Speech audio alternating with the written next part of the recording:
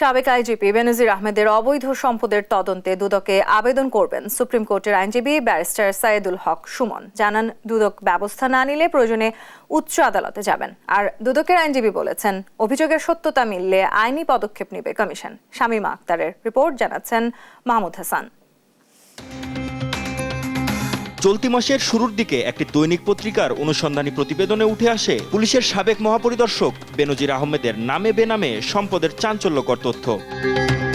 দীর্ঘ চাকরি জীবন শেষে 2022 সালে অবসরে যান পুলিশের সাবেক এআইজি।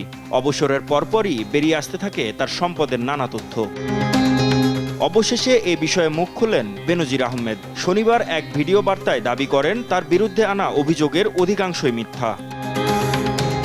এবার পুলিশের সাবেক এ কর্মকর্তার বিরুদ্ধে তদন্তের জন্য দুদকের দ্বারস্থ হচ্ছেন সুপ্রিম কোর্টের আইনজীবী সৈয়দ সাইদুল হক সুমন। আইজিপি বেনজির আহমেদ আদালত চত্বরে সাংবাদিকদের জানান, তদন্তের স্বার্থে দুদকে আবেদন করবেন। দুদক পদক্ষেপ না নিলে সর্বোচ্চ আদালতে যাবেন। এইসব চিন্তা করে দেখলাম যে এত লোকের সাথে কথা বলার চেয়ে একটা অ্যাপ্লিকেশন দুদকে দিয়ে আসি। আর দুদক যদি মনে করে না এত বড় জিনিসের বিরুদ্ধে যাওয়া যাবে না, তাহলে তো আমার মহামান্য সুপ্রিম কোর্ট তো আছেই, এইসব জায়গায় নক করব। বলেন, দুর্নীতির বিরুদ্ধে ব্যবস্থা না নিলে এর বিরূপ প্রভাব পড়বে সমাজের সর্বস্তরে। আইজিপি মহোদয় এত সম্পদ বানাইলে হয় কি জানেন, যারা অসৎ হবেন তারা তো বেনজির সাহেবকে ধরে নেবেন যে উনি হচ্ছেন কি আমাদের আদর্শ। তাই উনি যদি আদর্শ পরেররা ধরে নেয়, তাহলে এরাও 800, 900, 1000 করে বিঘা কিনা লাগবে।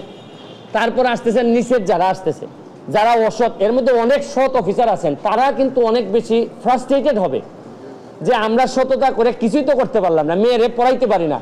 এ বিষয়ে দুদকের আইনজীবী খুরশেদ আলম খান জানান, তথ্য যাচাই বাছাই করে সত্যতা পেলে আইনি ব্যবস্থা নেবে কমিশন। উনি যে দরখাস্ত দিয়েছে, অবশ্যই দুদক তার আইন বিধি অনুযায়ী এটা দেখবে, যাচাই বাছাই করবে, মানে যাচাই বাছাই করে এটা কমিশনে প্লেস করবে।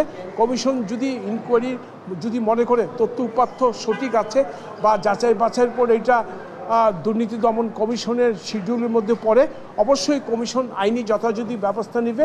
এখানে ব্যক্তি মুখ্য নয়। তদন্তে দুর্নীতির প্রমাণ মিললে ব্যক্তি বিশেষে কোনো ছাড় দেয়া হবে না বলেও জানান দুদকের আইনজীবী। তবে একটা কথা বলছি, এখানে ব্যক্তি মুখ্য নয়।